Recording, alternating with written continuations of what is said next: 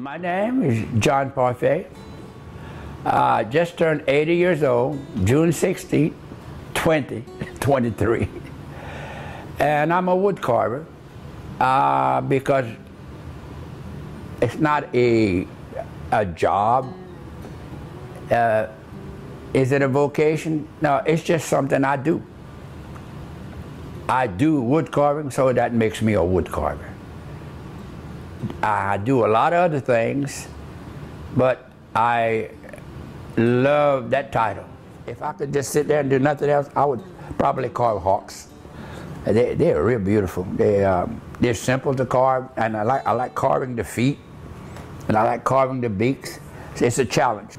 I learned how to carve because my wife's church, the pastor there, the community center, made available some instructors to come and teach wood carving. Well, we showed up, we learned, and wow, wood carving brought us all over. I have to give credit to my cousin. His name is Roy Parfait.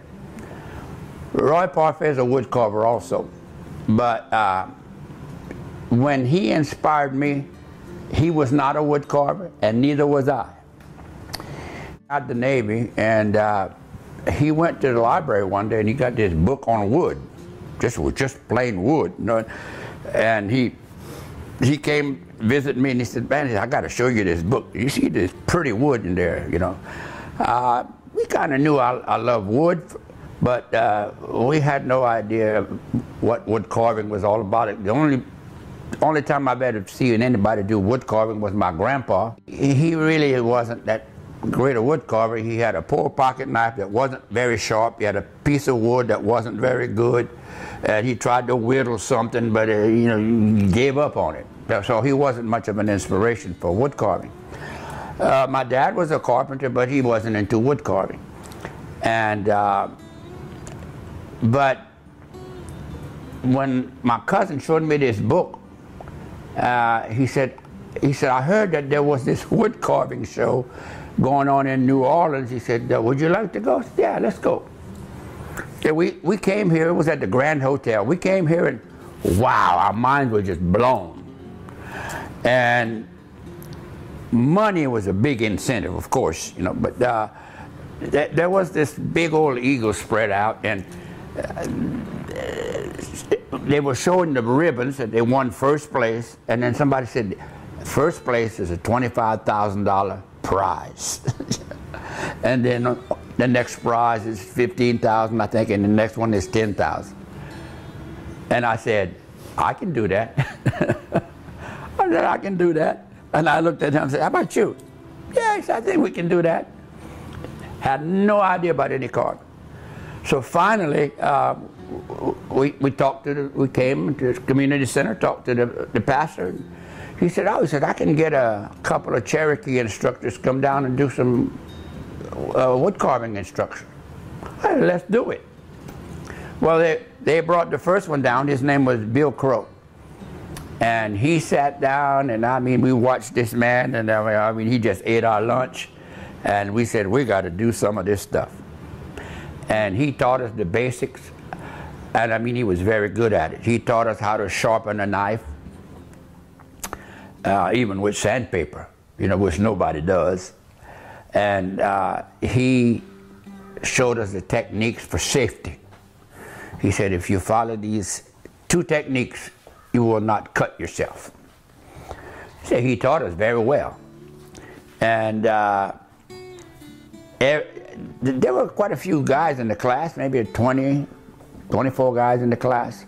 And everybody was in a hurry, and he constantly had to remind them, safety first, What they were doing in 2 days, it took me 2 weeks because I was sitting back observing. And then when he left, I could carve a duck in 10 minutes. Wow. So then here comes the second one. The second instructor his name was G.B.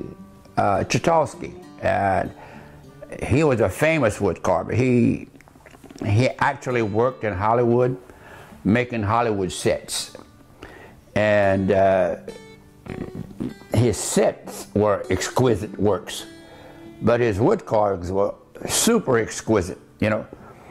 But he taught us in a different mode. He had a different mode. He taught us the basic techniques and so forth that he had available. But what was most interesting about his, he sat down and taught us some philosophy, so to speak. And he said, look, he said, one of the things that happens to people when they learn wood carving, they don't know when to stop. He said they want to do it all night long, all day long. He said they don't know when to stop. He said there comes a time when the work must rest. In other words, you got to stop, give it a break, you know. And he also said that if you don't, you'll get discouraged, and then you won't like your own work, so to speak. So as the class went on, he would always elaborate on some form of philosophy having to do with improving your work or making it better for you to enjoy it, you know. And he did a fantastic job. And he invited me to his home to see his workshop. And I did, in Cherokee, North Carolina. I was super impressed, you know. But he expounded a whole lot of things like loving wood just for the sake of wood, you know.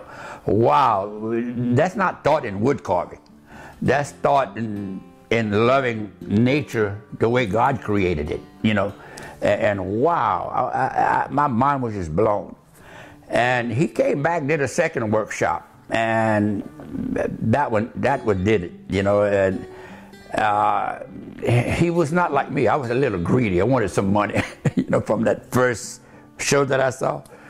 But he taught us how to carve for the love of carving.